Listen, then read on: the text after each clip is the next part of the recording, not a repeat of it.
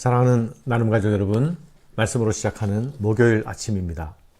오늘 말씀은 바울이 갈라디아인들에게 전한 그 복음의 기원에 대하여서 설명하는 말씀입니다. 바울은 편지를 시작하면서 문안 인사도 하기 전에 자신의 사도됨은 사람에게서 난 것이 아니라 예수 그리스도와 하나님 아버지로 말미암아 된 것이라고 밝히지 않았습니까? 자신의 사도권에 인간적인 기원이 아닌 신적 기원을 밝히면서 편지를 시작했습니다. 바울은 자신이 전한 복음도 사람에게서 받은 것이 아니라 예수 그리스도의 계시로 말미암은 것이라 고 말하면서 자신의 복음의 신적 기원을 밝히고 있습니다. 아마도 바울도 다른 사람들에게 복음을 배웠으면서 왜 바울은 그들과 다른 복음을 전하냐라는 그런 비난 또는 비방이 있었을 것이라 추측할 수 있습니다. 그러나 바울 사도가 이렇게 자신의 영적 자서전에 대하여서 자세히 기술하는 것은 거짓 복음에 대항하여 참 복음의 내용을 확증하기 위함입니다. 바울이 갈라디아 교인들에게 말하려 하는 단 한 가지의 요지, 핵심 요지가 있다면 그것은 내가 전한 복음 외에 다른 복음은 없다라는 사실입니다. 자신이 복음을 전한 대상을 향하여서 그들의 영적 아버지가 된 자로서 자기 자신의 영적 자서전을 다시 쓰고 들려주는 일은 어찌 보면 참 입 아픈 이야기이고 피곤한 일일 수도 있을 것입니다. 그러나 지금 그들은 다른 복음, 거짓 복음으로 흔들리고 있는 중입니다. 바울은 그 흔들리는 교회를 위해서 자신이 목숨을 바쳐 헌신했고 땀 흘리는 수고를 아끼지 않았습니다. 바울은 이제 다시 그들에게 자신이 전한 그 복음의 순수성과 진실성에 대하여서 논증하고 설명하는 수고를 아끼지 않습니다. 사랑하는 여러분, 우리가 믿는 복음은 하늘에서 뚝 떨어진 것이 아니죠. 전하는 사람이 있었기에 전해 들은 사람이 있습니다. 복음은 누군가에게서 들려져야 하고 전하는 사람이 있어야 들려질 수 있는 것이죠. 바울이 자신의 복음의 독립성을 주장하는 것은 그리스도와 복음을 사랑하는 마음뿐 아니라 갈라디아 교인들을 사랑하는 마음이 깊이 자리하고 있기 때문입니다. 바울의 인생의 전환점은 다메섹으로 가는 길에서 예수 그리스도를 만난 그 사건이 아닙니까?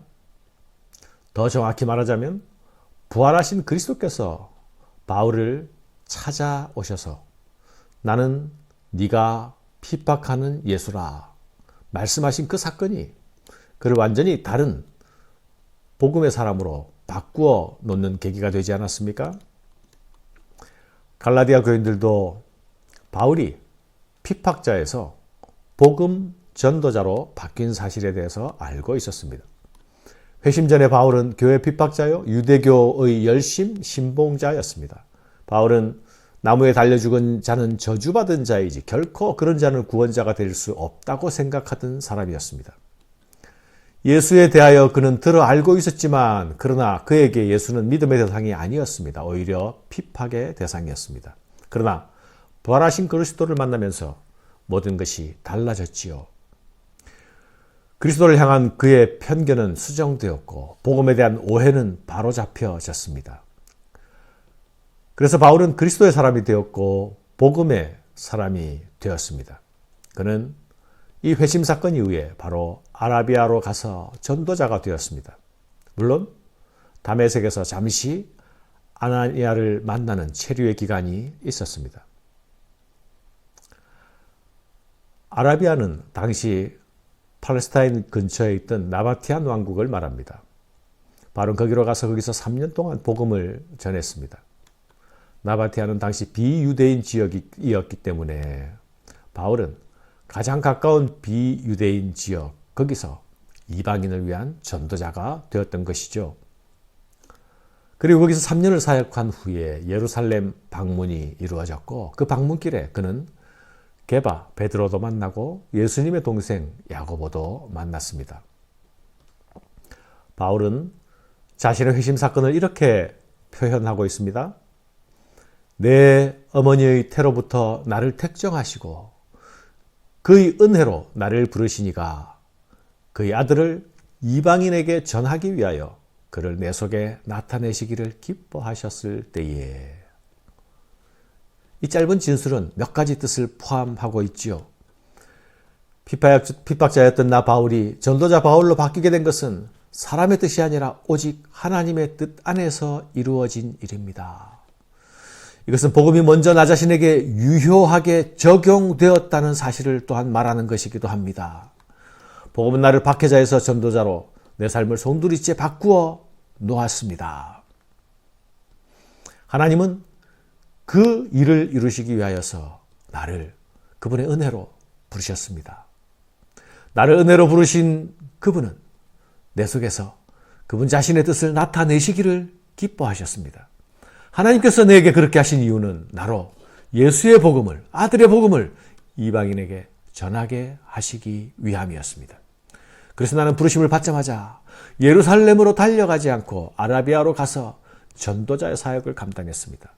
사도들에게 가서 나의 부르심을 인정받는 일보다 아라비아로 가서 이방인의 사도로 부르심에 순종하는 그 일에 내 시간을, 내 자신을 드렸습니다.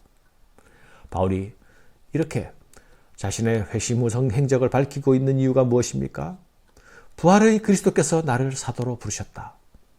나는 회심 후에도 사도들을 만나 사도들의 가르침을 받은 적이 없다. 이렇게 말하는 것은 그의 사도적 기원과 복음의 기원 모두가 온전히 하나님께로부터 온 것, 온전히 하나님의 역사였다는 것을 말하기 위함입니다. 사랑하는 여러분, 나도 내가 받은 복음의 기원에 대하여서 설명해 볼 수 있겠습니까? 타인을 위하여 증명하고 논쟁 위해서가 아니라 나 자신을 위하여서 하나님께서 나를 복음으로 부신 영적 자기소개서를 써보면 어떻겠습니까? 자소서를 쓰는 일은 써본 분은 아시겠지만 매우 피곤한 일이 될 수도 있습니다. 그러나 하나님께서 내게 행하신 일을 돌아보는 큰 유익을 얻을 수 있을 것입니다. 바울이 수리아와 길리기아 지방에서 이를 소개하는 것은 자신이 전한 복음이 교회에서도 인정을 받았다라는 사실을 말하기 위함입니다. 바울은 자신이 복음을 맡는 사람이라는 그 사실을 핍박자가 전도자가 된 자신의 삶의 증거로 말합니다. 또한 그는 사도들과 별개로 받은 복음이지만 자신이 전한 복음이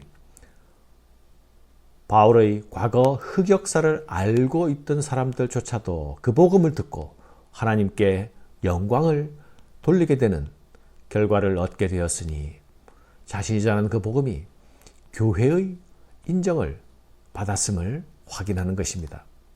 사랑하는 여러분, 내가 믿고 전하는 복음이 참 복음이라는 사실을 나는 무엇으로 증명할 수 있을까요? 내 삶과 내 삶의 내용이, 내 삶의 역사가 그것을 말하고 있습니까? 증명하고 있습니까? 나를 회심케 한 그 복음이 지금도 여전히 내 삶을 지배하고 있습니까? 나는 그 복음에 의하여 지배당하고 있습니까? 내가 복음을 통해서 예수 그리스도를 알게 되었다면 이제 내가 그 예수 그리스도 안에서 발견될 수 있어야 하겠습니다. 내가 예수께 잡힌 바 된 그것을 나도 이제 잡을 수 있어야 하겠습니다. 나로 말미암아 하나님께 영광이 돌려지는 그 일이 날마다 내 삶의 자리에서 확인될 수 있어야 하겠습니다. 감사합니다.